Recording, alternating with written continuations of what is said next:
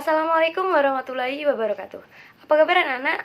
Ibu harap kita semua senantiasa sehat selalu ya. Oke, baik. Sebelum kita memulai pembelajaran hari ini, alangkah baiknya kita membaca doa terlebih dahulu. Membaca doa menurut kepercayaan masing-masing, mulai. Berdoa selesai. Nah, sebelum kita memasuki materi, Ibu ingin mengabsensi kalian terlebih dahulu. Baik, mari dicek kanan kirinya apakah ada temannya yang belum masuk atau tidak masuk. Baik, jika tidak ada, kita akan langsung masuk ke materinya. Nah, kali ini kita akan belajar tentang bab 6, yaitu bab tentang Allah Tuhanku. Nah, kita akan membahas tentang tahlil.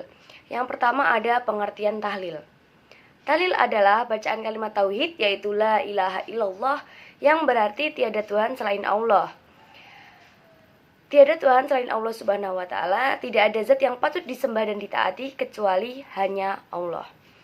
Kalimat ini merupakan bagian dari kalimat syahadat dan merupakan rukun Islam yang pertama. Oleh karena itu, kalimat ini juga sebagai inti dari seluruh landasan ajaran Islam. Kalimat tahlil ini termasuk zikir dan menurut syariat Islam memiliki nilai terbesar dan paling utama. Istilah tahlil selain kalimat tauhid juga menjadi istilah ritual pembacaan zikir. Di dalam zikir ada pembacaan tahlil yang lazim yang dilakukan oleh masyarakat muslim Nusantara sejak ratusan tahun. Pembacaan tahlil biasa dilakukan oleh masyarakat dalam rangka mendoakan jenazah yang baru dimakamkan, ahli kubur yang telah lama dimakamkan, dan mendoakan ahli kubur dalam peringatan 1-7 hari, 40 hari, 100 hari, dan 1000 hari. Selanjutnya kita akan membahas keutamaan kalimat tahlil. Kalimat tahlil memiliki banyak keutamaan bagi para pembacanya, terlebih jika bacaan tahlil ini dijadikan rutinitas setiap saat. Tidak hanya dibaca setelah sholat, melainkan juga dibaca di waktu luang, baik dibaca secara jelas maupun diucapkan di dalam hati. Adapun beberapa keutamaan kalimat tahlil, yaitu yang pertama, kalimat la ilaha illallah merupakan harga surga. Nabi SAW juga bersabda, barang siapa yang akhir perkataannya sebelum meninggal dunia adalah la ilaha illallah, maka dia akan masuk surga. Hadis riwayat Abu Daud nomor 1621. Yang kedua, kalimat la ilaha illallah adalah kebaikan yang paling utama dan dapat menghapuskan berbagai dosa dan kesalahan. Yang ketiga, kalimat la ilaha illallah adalah zikir paling utama. Selanjutnya, kalimat la ilaha illallah adalah pelindung dari siksa api neraka. Yang kelima, kalimat la ilaha illallah menunda kiamat. Selama masih ada orang yang menyebut dan membaca kalimat tahlil, maka tidak akan terjadi kiamat. Yang keenam, berzikir la ilaha illallah pahalanya paling banyak. Ya, keutamaan yang telah Ibu sebutkan tadi tersebut merupakan bukti Allah Subhanahu wa taala Maha Pemurah, Maha Pengasih, dan Maha Penyayang pada hambanya yang beriman. Maka, marilah kita raih semua keutamaan tersebut dengan selalu membaca dan mengucapkan kalimat tauhid dengan ikhlas dan penuh dengan keimanan. Baik, penutup bab 4 kita akan membahas tentang hikmah kalimat tahlil. Ketika kita telah membiasakan diri dengan kalimat tahlil dalam kondisi apapun dan pada setiap saat, maka kita akan merasakan hikmah dari apa yang telah kita lakukan tersebut. Di antara hikmah tersebut yaitu meningkatkan keimanan seseorang muslim sebagai usaha bertobat kepada Allah Subhanahu wa taala, sebagai pengingat bahwa akhir dari kehidupan kita di dunia ini adalah kematian, menjadikan penyejuk hati dikala manusia selalu melakukan aktivitas keduniaan, dan yang terakhir sebagai bukti bahwa kita pada hakikatnya sangat kecil, tidak memiliki apa-apa, senantiasa membutuhkan Allah Subhanahu wa taala. Selanjutnya kita akan masuk ke bab 7 yang memiliki judul Mengenal Asmaul Husna.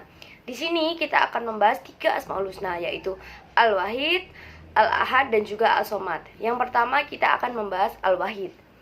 Al-Wahid artinya yang maha tunggal. Allah, Al-Wahid berarti Allah yang maha tunggal. Maha tunggal zatnya, tidak terdiri dari sesuatu yang terbagi-bagi, maha tunggal dalam perbuatan dan namanya, tidak memiliki sekutu, dan tidak ada yang menyamainya. Al-Wahid adalah pengakuan hamba kepada Allah Subhanahu wa Ta'ala bahwa ia siap menjadikan Allah Subhanahu wa Ta'ala sebagai Tuhan yang esa tanpa ada Tuhan lain sebagai tandingannya. Inilah yang dijelaskan oleh Allah Subhanahu wa Ta'ala kepada orang-orang ahli kitab agar jangan menjadikan manusia, bahkan seorang nabi pun sebagai Tuhan, apalagi sebagai anak Tuhan, karena Allah Subhanahu wa Ta'ala adalah esa dan tidak ada sekutu baginya, Allah Subhanahu wa Ta'ala. Dan yang kedua, kita akan membahas tentang Al-Ahad. Allah Al-Ahad berarti Allah Maha Esa. Artinya bahwa tidak ada Tuhan dan sesembahan yang pantas disembah selain Allah Subhanahu wa Ta'ala. Ini merupakan inti dari ajaran Islam yang mengajak kepada tauhid. Allah Subhanahu wa Ta'ala Ahad atas sifatnya. Hanya Dia saja yang mempunyai kesempurnaan sifat. Walaupun makhluknya diberi sifat yang sama penyebutnya dengan Allah Subhanahu wa Ta'ala, maka sifat makhluk tadi tidaklah sama dengan sifat Allah Subhanahu wa Ta'ala. Allah Subhanahu wa Ta'ala Ahad atas pekerjaannya.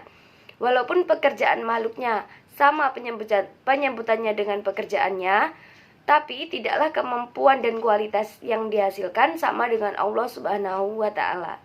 Yang terakhir, kita akan membahas tentang As-Somad. As-Somad memiliki arti yang maha sempurna, bergantung kepadanya segala sesuatu, penguasa yang maha sempurna dan bergantung segala sesuatu kepadanya. Allah Subhanahu wa Ta'ala tempat meminta pertolongan di setiap kesulitan. Dia yang menjadi tumpuan, harapan semua makhluk, semua kebutuhan hanya Allah yang dapat mencukupinya. Allah Subhanahu wa Ta'ala yang mampu memberinya tanpa bantuannya dan keterlibatannya, maka tidak ada sesuatu yang akan terwujud.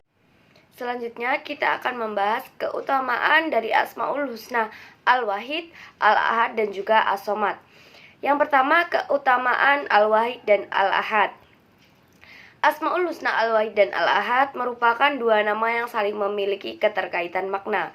Maka, ketika kita beriman kepada keduanya dan memahaminya dengan benar, maka kita akan dapat mendapat hikmahnya. Yaitu yang pertama, semakin meyakini bahwa tidak ada yang menyamai dan menandingi Allah Subhanahu wa Ta'ala, serta tidak ada yang setara dengannya dalam segala segi, sehingga dapat menjauhi perbuatan syirik. Yang kedua, semakin meyakini bahwa Allah Subhanahu wa Ta'ala Maha Suci dari segala kekurangan dan aib, karena kekurangan dan aib merupakan sifat para makhluk. Sementara Allah Subhanahu wa Ta'ala adalah zat yang memiliki sifat yang sempurna, agung, dan mulia, tanpa ada satu makhluk pun yang semisal dengannya. Dengan demikian, kita akan selalu menjaga kebersihan hati, jiwa, dan juga badan kita. Yang ketiga, semakin ikhlas dalam beribadah, serta meyakini bahwa Allah Subhanahu wa Ta'ala satu-satunya zat yang memiliki dan menguasai diri kita, ibadah kita, hidup, dan mati kita. Yang keempat, merupakan bantahan terhadap orang-orang musyrik dan semua aliran sesat yang sama sekali tidak menghormati dan mengagungkan Allah Subhanahu wa Ta'ala dengan penghormatan dan pengagungan yang semestinya. Selanjutnya kita akan membahas tentang hikmah dari meyakini Allah As-Somad, yaitu adapun hikmah setelah kita belajar memahami Asmaul Husna As-Somad adalah yang pertama, tidak bermohon kecuali kepada Allah Subhanahu wa Ta'ala. Yang kedua, menjadikan Allah Subhanahu wa Ta'ala sebagai tumpuan dan utama dalam meminta semua keinginan dan hajat kita baik di dunia maupun di akhirat. Yang ketiga, dapat menyelamatkan urusan orang lain dengan tenaga, pikiran, dan tutur kata yang baik. Yang kedua, berusaha menjadi orang yang bermanfaat dan berguna di dunia maupun di akhirat.